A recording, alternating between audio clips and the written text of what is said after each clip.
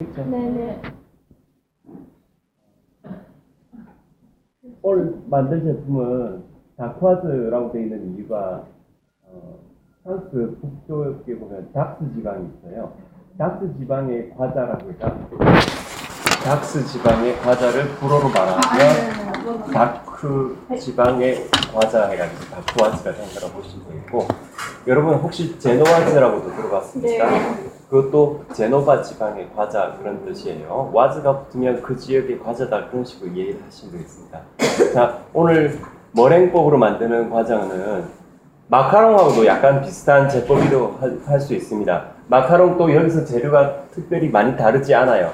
다르다면 박력분이 안 들어가고 아몬드 불만만 섞여 있다는 걸로 이해를 하시면 되는데, 오늘은 손으로 휘핑할 거예요. 그래서 큰 스텐볼을 준비하시면 거기에 흰자를 저희가 여기 준비해 놓은 걸로 계량을 하시고요. 그 다음에 휘핑 하시는 거는 중간 피크 정도의 휘핑을 만들기 위해서 설탕을 3번에 나눠 넣는데, 손으로 하실 때도 역시 60% 정도 휘핑을 올려라 하는 정도는 그냥 수치상으로 생각하시면 되겠고, 열심히 휘핑했을 때 한 1분가량 걸렸다 싶으면 설탕을 이제 3분의 1씩 넣어주시면 되겠습니다. 그리고 1분 간격으로 계속 휘핑을 해주시다가 중간 피크가 왔다는 느낌을 가진다면 푹 찍어가지고 수직으로 들어 올렸다가 이렇게 다시 그 위쪽을 피크가 어떤 정도로 휘어지는가를 보는 겁니다. 피크가 휘어지지 않고 쪽바로 서버리면 건조 피크라고 했죠. 건조 피크까지 가면 안 되고 그 전에 이렇게 살짝 휘는 정도를 봐주셔야 되는데, 이게 끝부분이 몸통에 가까이 내려올수록 젖은 피크가 되겠고요. 거기서 점점점 들려 올라온다면 독수리 부리 같은 느낌이 온다면 중간 피크가 적당히 되겠습니다. 중간 피크로 만들고 이런 제품을 만든다 싶으면 오늘 만드는 머랭은 이름을 뭐라고 불러야 되죠? 이런 프렌치 머랭이라고 이해를 하시면 되겠습니다. 프렌치 머랭은 중간 피크를 거의 대체로 사용한다고 이해를 하시고요. 요거 만드는 과정에 중간 피크가 어느 정도인지를 알기 위해서 계속 찍어 보시면 좋긴 한데, 맨 위쪽에는 젓다 보면 좀 멍울멍울해질 수가 있어요. 그런 멍울은 저속으로 한번 손으로 휘저어주시면 된다고 말씀드린 거 기억하시면 되겠습니다. 그래서 휘핑이 아니고 저어주기로 지그재그로 풀어주신 뒤에 가루재료를 넣어줄 거예요. 가루재료는 3가지밖에 안 들어가죠. 박력분, 아몬드 파우더, 그 다음에 분당. 요 3가지는 체질을 하실 때 한 번만 하시면 되는데, 체를 통과하는 게 있고 안 통과하는 게 있을 거예요. 아몬드 분말 입자는 약간 붉다고 했습니다. 붉을 뿐더러 또 안에 기름기 성분도 있기 때문에 뭉쳐지는 것도 느껴질 거예요.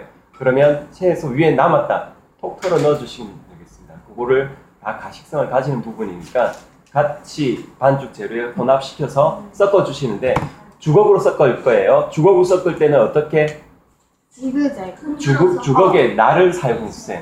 주걱에 면이 아니고 날을 이용해서 자르듯이 섞어주시는데, 여기서 초큼만 섞으라고 나온 게 더 강조하려고 내가 초큼이란 말을 썼습니다. 날가루가 남아있어야 돼요. 요게 날가루가 안 보일 때까지 섞는다고 해버리면 우리가 개수를 다 못 채워냅니다. 요 개수를 다 만들어내려면 기포를 최대한 살려야 되기 때문에 다른 데서는 그냥 가볍게만 섞어주세요 돼 있을 거예요. 그 가볍게란 말이 좀 추상적일 것 같아서 가루기가 조금 보일 정도로 해주려는 말로 제가 표현을 했고요. 가루기가 조금 남아있어야만 짤주머니로 짤 때 반죽이 흐름성을 안 생기게 됩니다. 짤주머니로 짜고 나면 우리가 흐름성이 많다 적다는 거는 어제도 그 마들렌 짤 때 보셔서 아시겠지만, 짜놓은 반죽이 어느 정도 그 형태를 계속 가지고 있다 싶으면 흐름성이 덜한 거고요. 짰는데 확 퍼지더라 그러면 흐름성을 많이 가지는 거죠. 이것도 그 흐름성을 조절할 목적으로 주걱으로 혼합 정도가 정말 초큼만 해주시면 좋겠다 하는 것 정도인데, 이것도 약간 시연을 통해서 보시면 더 좋을 거라서 이 정도만 해두겠습니다. 그리고 이거는 마들렌 전용 팬이 있기 때문에 전용 팬을 하나를 가지고 철판 2장에 만들어낼 거예요. 철판 2장에 만들기 위해서는 이 팬에 보시면 이 넷쪽 귀퉁이가 홈이 파져 있죠. 한 팬에 이렇게 다 짜고 나면 여기 손을 넣어서 들어 올려가지고 또 다른 팬에 얹어주신 뒤에 짜기 시작하시면 됩니다. 물론 씻고 하실 필요가 없고 묻어있는 상태로 그대로 옮겨가세요. 그 다음에는 짜실 때 요령을 가르쳐 드리자면, 짤주머니 안에 반죽을 담으셨을 때 한 번에 너무 많이 담지 마시라는 거. 반죽 안을 짤주머니에 뭐 80% 이상 채워버리면 짜는 동안에 이게 기포가 죽어버려요.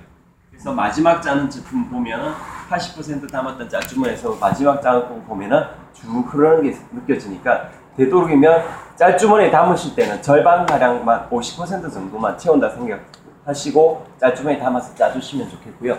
짜시는 과정에 여기에 구멍을 수직으로 위에서 아래로 채워 나가시는데 요 맨 끝쪽 부분은 어떻게 하라고? 채우지 말고 비워 놓으십시오. 자, 요쪽 쭉 짜지요? 요쪽 쭉 짰습니다. 그러면 플라스틱 스크레이퍼로 이쪽을 스크래핑 해 주실 건데 플라스틱 스크레이퍼로 위쪽에서 표면을 쭉 깎아 내려오다 보면 점점점 이쪽에서 그 양을 증가시켜 가지고 내려오다가 밑에까지 한번 싹 긁어주고 나면 밑에 다 채워져 버리는 걸 볼 수가 있어요. 그런 거는 반죽의 그 표면을 정리해야 되는 불가피한 상황에 정리를 하다 보면 남는 반죽을 그냥 다른 데 떨어 버릴 수가 없잖아. 그러면서 긁어주면서 여기 채워주면 경제적이고 제품을 다 만들 수 있는 충분한 재료가 될 겁니다. 요 오늘 한 번 더 당부드리지만 제일 중요한 거 키포인트 초크. 가볍게 혼합이란 말을 가루가 보이도록 초크만 섞어주세요. 요걸로 제품 개수가 다 나오냐 안 나오냐에 판가름이 납니다. 저 섞어줄 때 너무 많이 섞어져 버리면요 요 개수에서 꼭 한 줄이 비어버린다든가 심지어는 두 줄까지도 비어버릴 수가 있어요. 그러니까 가루 재료 섞어주는 과정을 진짜 가볍게 조금만 가져주시면 좋겠다는 거 기억하시고요.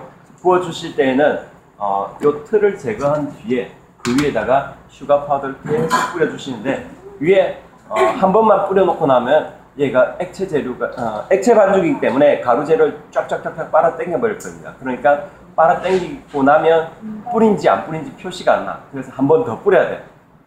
이거 이 정도 뿌리면 어금니가 녹아내리지 않을까 싶을 정도로 좀 과다하게 좀 뿌려주세요. 과다하게 그러니까 허옇게 남아있을 정도로 뿌려야 되니까 얼마나 많이 뿌려야 될까요? 이게 눈이 와가지고 푹푹 쌓였다 싶을 정도로 발목이 빠진다 싶을 정도로 뿌리면 안 되겠지만 좀 많이 뿌려주시면 좋겠습니다. 자, 구워주는 시간은 대략 8분, 4분 정도 구워주십시오. 8분, 4분이란 말은 8분 굽다가 위치 바꿔서